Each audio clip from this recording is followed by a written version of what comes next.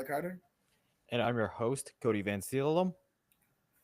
Cody, once again, it has been a sort of a low traffic thing. Now things are ramping up football wise, but we have something very sad to report. Unfortunately, Tyrese Halliburton unfortunately got hurt in the first quarter when he was just having a hell of a first quarter, 9 points, 3 or 4 from 3, and then you saw his calf just snap, and it was his Achilles.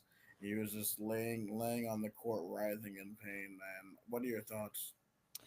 Yeah, obviously, this was a pretty huge blow. And I mean, early on, it looked like from the beginning of the game, obviously, Halliburton having 9 early points, you thought you were in for what was going to be a very good game 7. Halliburton coming out, swinging early. He had Siakam, Nemhard, Obi Toppin, TJ McConnell. You knew what Indiana could bring. You also knew Oklahoma City brought. So you expected a very good game, and it looked like to be the case from the start. You thought you were going to get like a very high pace, high scoring, like a classic in game 7, but unfortunately that wasn't to be, as Halliburton did go down with the Achilles injury, and the Pacers organization has confirmed that it was his Achilles, and I believe he's had surgery either today or sometime this week, but he will be out for the entirety of the 2025-26 NBA season. So that's going to be a bit of a blow to Indiana's um, next season, who had just come off basically what I think was definitely one of the best runs that not just a player but a whole team has. I mean, Tyrese Halliburton had a chip on his shoulder from the beginning of the season, where you had his fellow peers call him the most overrated player in the NBA, and Halliburton just took that as like some motivation and a chip on his shoulder, and he went out on the court every night and proved that he did belong in the upper echelon of NBA talent. And I mean, this playoff run, even without the ring, is going to go down as one of the great. I think this is probably going to be one of the greatest runs that did not end with an NBA title. You talk about star making moments and the highlight plays that Halliburton had, whether it was the game tire in Madison Square Garden or the triple double against the New York Knicks, or we go back further, you had the game winner against Cleveland in Cleveland, and then the walk-off overtime layup against Milwaukee in the first round, and not to mention the game 1 winner against the Thunder in Paycom Center. So this is definitely going to go down as one of the most legendary playoff runs, and I think it was just unfortunate that I got cut short, because who knows what Tyrese and the Pacers could have done in this game 7. It could be a whole different story without his injury. Yeah, man, it's just sad that it had to end this way because it looked like it was going to be an all-time game 7, and Tyrese definitely would have cemented his status as a guy who um, would be his stardom would have skyrocketed. I mean, now it's sort of like, and unfortunately, it goes into one of the biggest what ifs in Iowa State history. Like again, I don't know why it seems pretty somber because just like you saw, um, you know us almost making it there just on the pro sports level. You saw Brock Purdy almost making it there, and then they lose that double-digit in the Super Bowl a few years ago. And then you see just Tyrese right there, and unfortunately he gets hurt with a serious injury and will be sidelined for a year. So Yeah. we'll have our time in pro sports. Iowa State fans, I You promise you. know, the current part of me, like I saw like a tweet, I think it was Chance Mitchell or something. He just tweeted pain, and it's 3 images. It's the Tyrese Halliburton Achilles injury, the Brock Purdy elbow injury from the NFC Championship his rookie year, and then the George Niang broken foot. If that's not a summary of Iowa State's fandom, I don't know what is. Yeah, I mean that's basically what it is. It's it's absolute. It's just absolute pain, man. It's absolute pain. And unfortunately, we have more pain. We got to talk about. Um, incoming and transfer guard from Eastern Washington, who we thought was going to make a very big contribution to the team. Mason Williams, uh, he is out for the season. I believe he already had successful surgery. I believe it was a lower body injury, but he is going to be out for the rest of the season, and that's going to be a huge, huge loss for the Cyclones roster. Yeah, I did see. I think it was a hip injury. So yeah, so we'll probably yeah. So I think now you're looking at a room where it's gonna be trying to think it would be so with Mason Williams being out for the season, that opens up the door for Nate Heisey, Dominic Nelson, if I'm correct, and Jamarian Bateman to be the three guys that are competing for what I would believe to be the two spot next to Taman Lipsey. So that's gonna be really interesting to see like that competitive spirit within the three. And I think ideally you'll probably you're hoping that you see something great out of Jamarian Bateman. But obviously, Nate Heise is still a great option. But I think if it was me, I would love to see Jamarian Bateman really like win that competition, like be that get that competitive spirit and win that starting job at shooting guard. Because I think it's nice to have Nate Heise come off the bench and Jamarian Bateman so it shows that you can still develop in your freshman class, but also you have like a great veteran presence on the bench. And I think that'd be the ideal situation for Iowa State is to see development out of Jamarian Bateman to really be that two guard next to Taman Lipsey alongside Jefferson and Momcilovic. Yeah, man. I actually am in agreement with you, in this sense. You definitely should start Jamarian Bateman like just from the start, like have him put his feet to the fire just at the beginning, man. Like you can still have Heisey come off and be a guy that can contribute, but I definitely wanted to see our young guys develop straight from the start. So just so then that way when the tournament comes around, they won't be a deer in headlights. Mm-hmm. Um, so I am all for the youth movement at that position. Mm-hmm.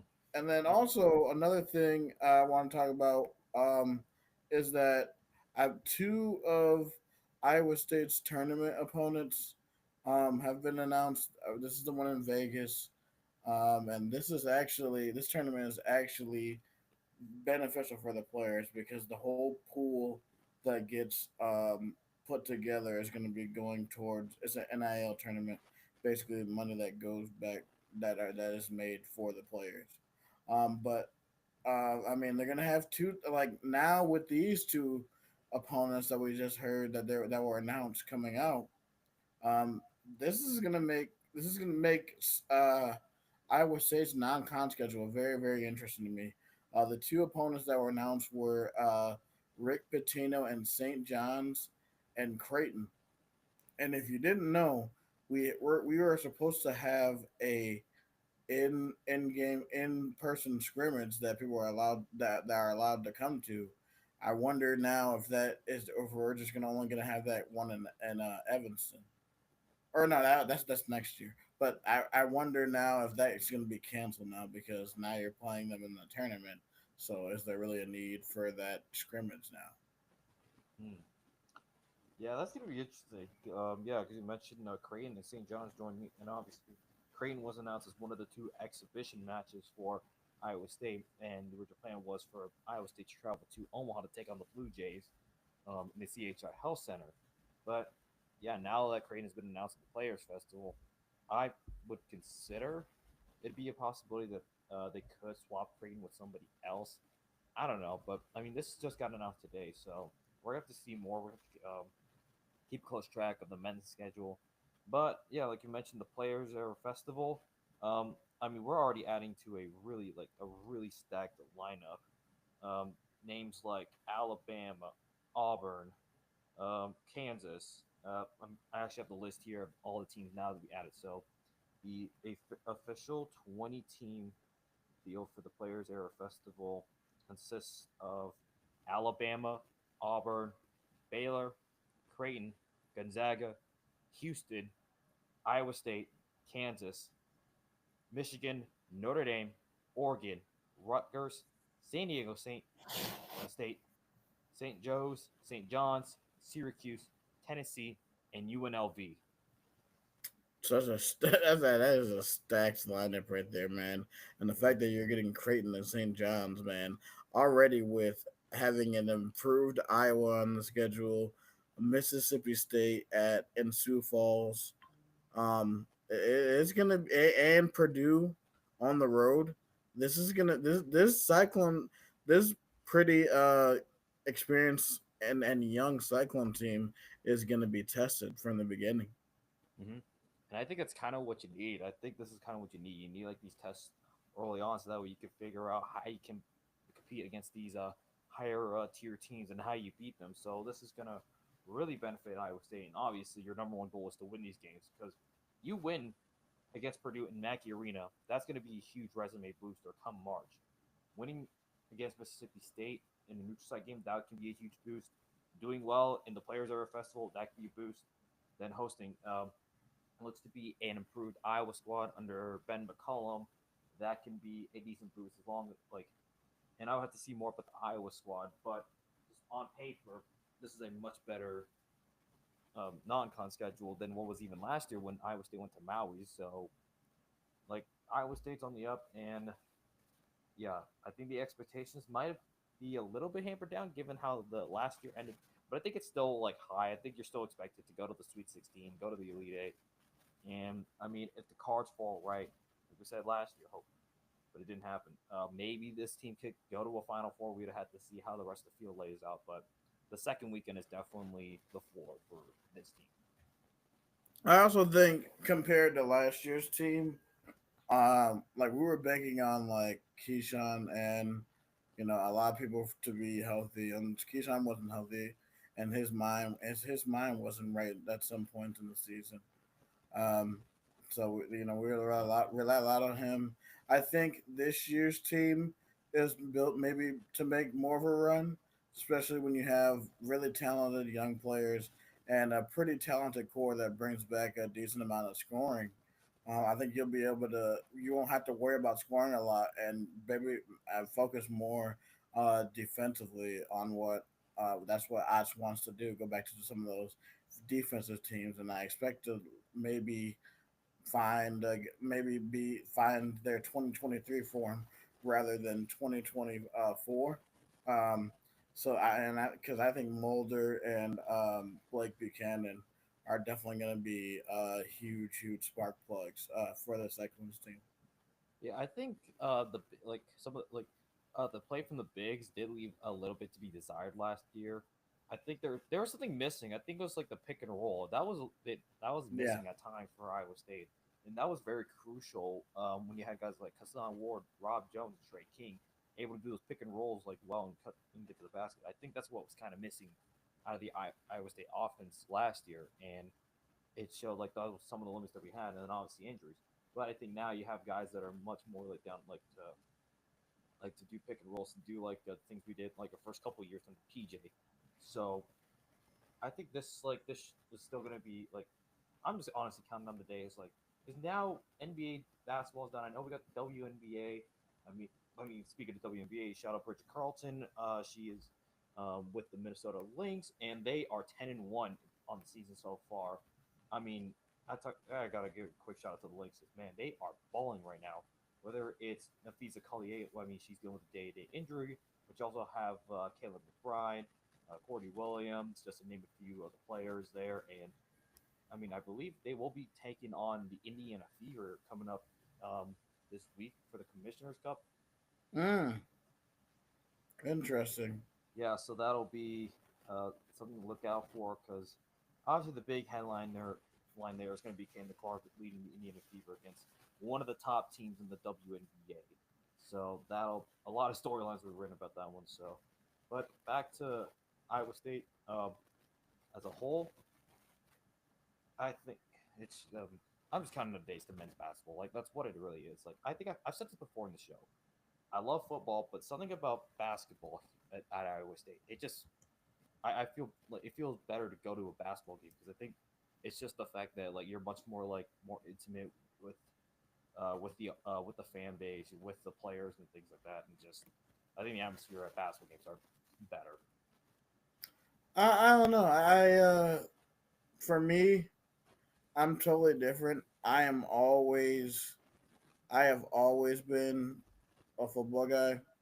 So like any football news that like I hear, I am always about that, and it's crazy because I was like, well, don't you care about basketball? I mean, I'm like, well, yeah, but for me, I have always wanted to be a school where we have a good football team. I don't want to be. I never wanted to be. I would say to be a school where we are like, so when's basketball season for like KU a lot of those years where it's just like when you started off 0-4, you're like, dang. So when's basketball season? Because it's just not. It's not really fun. Like because for the longest time we made the joke that we were a drinking school with a football problem. So, so at least that's what we said in our days when we were there. We were like, we're a drinking school with a football problem, and we had these a lot of like fraternities had these shirts called Ames Drinking Team. So like it's yeah, like it was toxic back then. Now, but now like seeing now we get to see like you see more people, more Cyclone fans who really weren't uh, plugged into the NFL are now watching the NFL every Sunday because now we see players uh, every every week now, every year now coming out for the NFL, and that's actually one thing that I did want to talk about. Um, there, there was a very interesting article on Sports Illustrated about Jet Tamala and about how he uh, committed to Alabama, and it's very very interesting to me. I want to take a look at this real quick because they actually they were talking about on Down the Piper Nightlight today, and I want to go more into this and get your thoughts on it. Where I'm going to share my screen and we're going to talk about this. But all right, so we're going to do more of a deep dive on this. All right, so it says the Iowa State Cyclones and head coach Matt Campbell have done a terrific job throughout the month of June when it comes to 2026 recruiting cycle, as the program has landed 6 different commits so far.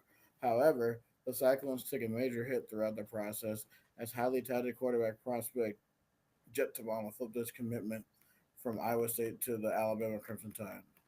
After competing in the annual Elite 11 finals this past weekend, Tamala gave fans some insight into his recent flip from Iowa State to Alabama during an interview during Neb Press with Mike Totter.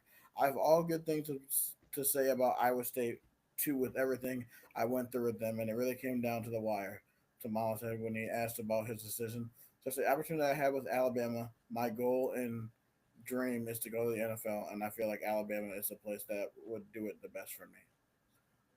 So I guess like what are your thoughts from hearing that?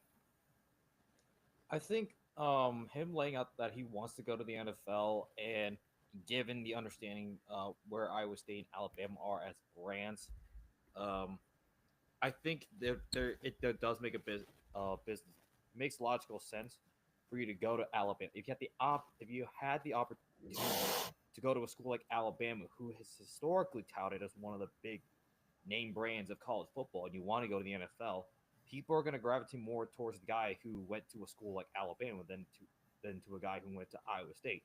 As Iowa State fans, we've seen it before where we've had really talented players, but because they went to Iowa State and not to a school like Ohio State, a Michigan, a Texas, a Oklahoma, they got passed on. So I think at the end of the day, it's his decision, and I think he's making the best decision that for him in his career. And I think if somebody was in that position where if they had the opportunity to go to a school like Alabama, I that's fair.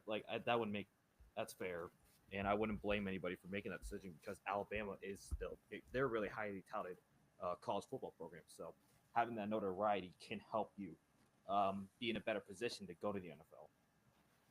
Yeah, no, with you, I definitely agree on that. But I know that there's two different ways that people can look at this. On your end, yeah, definitely. Alabama is a premier brand and they've had they have had the groundwork with Nick Saban and with him putting players consistently in the NFL, especially quarterbacks with Jalen Hurts, who started out. I was he didn't end his career there, but with Tua Tagovailoa, Mac Jones, who were top 10, top 15 picks going into the league. Jalen Hurts being a second round pick. But I mean, a lot of people. I guess a lot can be said because then people could turn around and say, well, I mean, yeah, you could go to Alabama, but you could also stay here at Iowa State and also become an NFL player because now Matt Campbell's teams are now putting out NFL players. So I can see if you have that sentiment too. So I guess I was looking at that, I wish them nothing but the best for him. And obviously, to me, like we talked about this last week, and I wanted to reiterate this to like all the fans that are watching live. It's just that I think our quarterback room is just fine. Like we're probably there's going to be a good chance, unless I mean, which would be great if Rocco lights it up this year and he leaves early. We're probably going to have Rocco for another 2 years, and then we're gonna really find out that Connor Mobley and Alex Mansky uh, quarterback battle for the 2027 season. That is going to that's gonna be hella good content for us, Cody, going into the 2027 season, man, because it's gonna be that we're gonna get reports for that probably like every single week. Oh, who's better? Who's better? Who's better? But I like for that, it's fine because I feel like he probably will have a chance at Alabama unless they're. I feel like they're probably gonna get another guy. But hey, we'll see what happens. But with that, I wish him the best of luck. Hmm. All right. I think that's the main thing. Trying to think. Yeah, now we're at the point where well, now with the NBA finals being done, like I said, we're effectively in kind of like the low point of sports, like Iowa State wise, because I mean, the only big thing you really have going on is baseball, and obviously we haven't had a baseball program in 20 years. Kind of wish we did, but I digress. WNBA is going on, so I guess you can tune in. Like, I know like WNBA's picked up in recent. Well, obviously we Kate McClark, but I still just, I just, I'm sorry. Like, this is gonna be a random thing. I really haven't really picked up on it outside of obviously supporting Richard Carlton's, but I haven't really been tuning in that much. I'll be honest. Bro, look, I I haven't either. I haven't really either. It's just I don't know. It just doesn't really entertain me. So I don't really Yeah. watch. And then baseball, I'd be much more like invested in baseball if my team was actually good. Like it's not like for me, it's not like with football or college basketball where I'm like where I can also watch other games where Yeah. I'll be or college football where I can watch other games all day. With my team, it's just that's just stuff that I can be interested in. Probably will tune into the Gold Cup because I am a big soccer fan, and the U.S. has made it to I believe the quarterfinals. But since we are here in the down part, I figure we might as well end the show and talk with our partner, my bookie. Mm-hmm. Yep. So All now, right. yeah, officially, the NBA is finished, the NHL is finished, but MLB is hitting its stride. So now you're gonna see a lot of like MLB odds come out. You're also gonna have odds for like the UFC, boxing, because I know there's a huge boxing match, and if you're big into boxing, you know about this one. You have Canelo Alvarez taking on Terrence Bud Crawford. I don't remember what division they are, but that should be billed as a huge fight. So you can find that see if you can find boxing. I want to Watching. see those odds. Yeah, I'm 1 second. curious. UFC esports WNBA. Hold on. Tennis, more there it is. Yep. So let's see if it's come out yet. So we're gonna Uh, go all the way down. I believe it should be the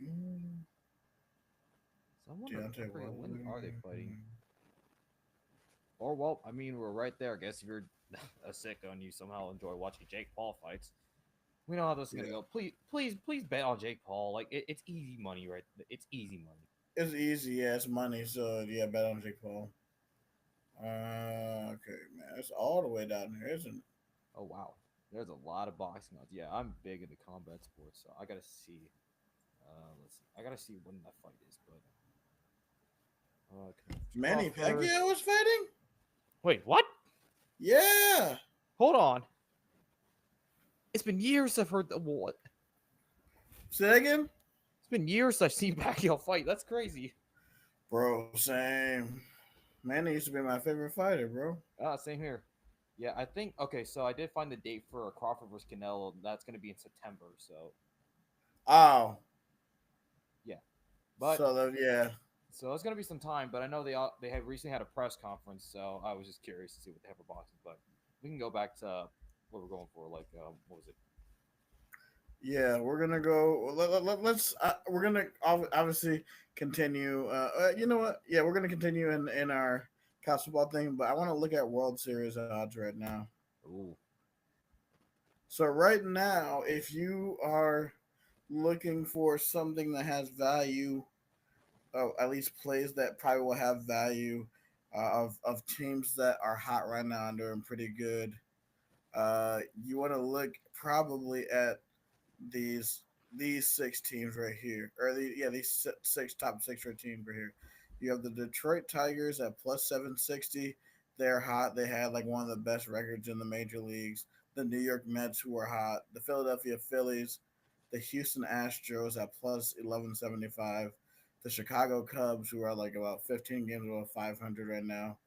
The San Francisco Giants at 20, and the San Francisco Giants at 2400. Out uh-huh. of these six teams, Cody, who do you think has the best chance to make it to the World Series? Yeah. Let's see. Out of the AL, it would have to be Detroit, and then the NL. If it's not the Dodgers, I would have to give it to. I think Chicago can make a run. I've been The liking Cubs. Chicago. Yeah, PCA man. I watched Pete Crow Armstrong back when he was with the Iowa Cubs, and now seeing what he's doing in Chicago, really good, great player. And I think Chicago could make a run. I mean, the Mets and Phillies are going to eventually they're going to collide with each other because they're in the NL East, and they're probably going to cannibalize each other. If it goes the way I think it does, usually between those two teams, they'll cannibalize each other, and then Chicago could be in there to um, sweep the Mm. carcasses, sweep whatever's left of them. So, but I mean, realistically, we're really looking at a New York Yankees LA repeat final, and the Dodgers are looking to repeat as World Series champions. And now you have Shohei Ohtani pitching, so that's gonna be fun. Yeah, that'll be fun. Shohei Ohtani pitching. So that should be interesting, and the going interesting into the rest of the summer to bring us up until August 23rd, which is Hmm. Farmageddon. Yeah, and that's Um, officially exactly 2 months away. So it's kind of let's crazy. go. Hmm. Let's go. So yeah, I mean, 2 more months until we get to college football season. Oh man. I can't wait. All right, We're, so we're gonna go ahead and stay on my bookie here and take a look at conference races. I believe we've done all the big conferences now, so we. we did all the big conferences. I am gonna go back and go to, because these are just betting lines for week 0 and week 1. So I'm gonna go back up and we're gonna go down and continue our conference uh Conference winners, yeah. winners, Mm-hmm. one conference winner. So we basically did the Power Four. Four. So we've done the ACC, we've done the Big 12, we've done the Big 10, we've done The the SEC. SEC. Now we're So going to today we're gonna look at the AAC. mm, take a look at our first group of five conference, and we're looking currently at following odds here. So you have the preseason favorite in the Tulane Green Wave at plus 240, followed by the Navy midshipmen at plus 400, Army in third at plus 450, Memphis at plus 500, UTSA at plus 600, South Florida at plus 700, East Carolina at six plus 1600, North Texas Mean Green at plus 1800, and then you have a sharp cutoff, and you get head to the Florida Atlantic Owls at plus 15,000, alongside with the Rice, who share the same odds. The UAB Blazers at plus 24,000, Tulsa at plus 30,000, alongside the Charlotte 49ers, and Temple rounding out the group at plus 40,000. So quite the sharp drop off between the top half and the bottom half of the conference. Yeah, I mean, I think there's really only going to be five contenders in this league. I think the team to look out for is UTSA. Obviously, the defending champion Army is going to have something to prove. They're going to want to prove that they're the champions. And hey, maybe they could be like. Can you imagine if one of the service academies is one of the best group of five teams? And hey, maybe Memphis can make it. Memphis beat Tulane on their way to a really good season last year. So I think these games, Army Navy is going to be bigger than ever. Especially if they play each other in the conference championship game before they have their yearly matchup with each other. Mm-hmm. That game would actually be before um, the would be the conference would be for their yearly matchup. But it would be so cool to see a service academy make it to the playoff. Yeah. And, I mean, we were actually pretty close to it last year. I mean, there was a point where Army and Navy were 1-2 in the AAC, and there was a realistic world where you possibly could have had the American conference champion winner usurp either the Big 12 or the ACC conference champion winner because of the way the rankings were. Obviously, you have Boise State. Do you random question? Do you think a group of five team is going to have that same like level of that high of a praise as Boise State did? Um, no, because I also think that like a lot of it had to do with they had one of the best players in college football in Ashton Genty. I think if Boise State was just like a run of the mill team who had like good players but not like a generational player like Genty, I don't know if they would have gotten that bump. Mm-hmm. Like I think that was one of the reasons why they got that bump because he was also a Heisman Trophy finalist or Heisman Trophy runner up at that. Yeah. But yeah, I think that was one of the main factors why they got that bump. Mm-hmm. So I think out of all these like American Conference champion winners, I'm looking. I'm really liking Army. I don't know what it is. I always love like the service categories, but Army just always spoke to me. So who knows? Maybe one day we could be talking here and talk about Army being in the college football playoff, but not. But that doesn't mean Tulane could make run for it too. Because I mean, Tulane looked pretty solid against like Kansas State, and I mean, almost beat Kansas State at home, and took it right to Oklahoma until the end. So Tulane could also be a team that could sneak into the college football playoff. And not to mention, Army is on the road at Kansas State on the 6th of September. So Mm-hmm. that is going to be an interesting game. That'll be 2 weeks after Farmageddon, and that could be a upset alert for K State. So we'll see what Mm-hmm. happens. But with that, guys, we thank you guys for staying with us and joining us for the Believe in Iowa State podcast tonight. Sorry, we're sort of short on topics as there's not really much to talk about in the sports world today. But with that, we have a few things to talk about at the end. We are a top 15 sports podcast in the state of Iowa, thanks to FeedSpot. Thank you, FeedSpot. Thank you, state of Iowa listeners. Thank you, everybody who supports us. We love you guys. You can find Cody on Twitter at Matt Campbell Impersonator. Cody, what are you talking about, man? Um, I think right now I'm definitely like just getting myself ready for basketball season. Just most been off, but I think I'm probably gonna be talking about pro wrestling here for the next couple of months, just because it's like the one thing I can really Bro, watch. that freaking pipe bomb, but pipe bomb Oh, by the John Moxley Cena. pipe bomb from John Cena. That was really That good. was I mean, hilarious. mm-hmm. Name dropping Claudio Castagnoli, Nick Nemeth, and Matt Cardona. And now Matt Cardona selling a T-shirt off it. He was like, "Hi, Matt Cardona," and he was like, "Hi, John Cena." I was like, I love that.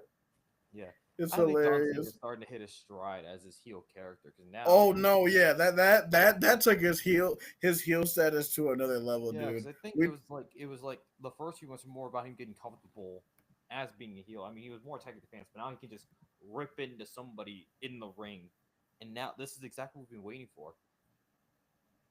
It's great, man. We definitely probably are gonna be doing a wrestling on the show soon. So be Hmm. prepared for that, wrestling fans, if you Yeah. guys are into wrestling content. Hmm. Um yeah, for me, find me on Twitter at SciTi Guy. Yeah, I am constantly waiting for training camp, for college training camp, wondering when this Micah deal is gonna get um, done. And there is a teasing that I don't know if this is true, but it seems like there might be interest for a trade for Brees Hall, which I would love because they do need a running back. But if Yeah. I am all for Brees Hall to the Cowboys, I Anywhere like but the that, Jets. Let's be real. huh? Anywhere but the Jets. Yeah, anywhere but the Jets, he'd flourish on the Cowboys, and I'd be getting his jersey, and I'd be annoying about it. Hmm. But yeah, we that's all we got right now. And then also follow us on social media: Twitter, YouTube, Facebook, TikTok, and Instagram. And also, do not forget to rate us and subscribe. Like, you guys probably listen to us on Apple Podcasts or Podbean or iHeartRadio or Spotify. You just go wherever you go, wherever you listen to us at. Just it's easy. Just go on there, go on the ratings part. We would love if you rate us 5 stars because that helps us in the algorithm. But yeah, let us know what you think about the show. Tell us what you think. Um, we're just trying to be on the up and up. So, and also we have a special guest confirmed, which I will be creating a video for soon. So I think you'll like the guest who comes on.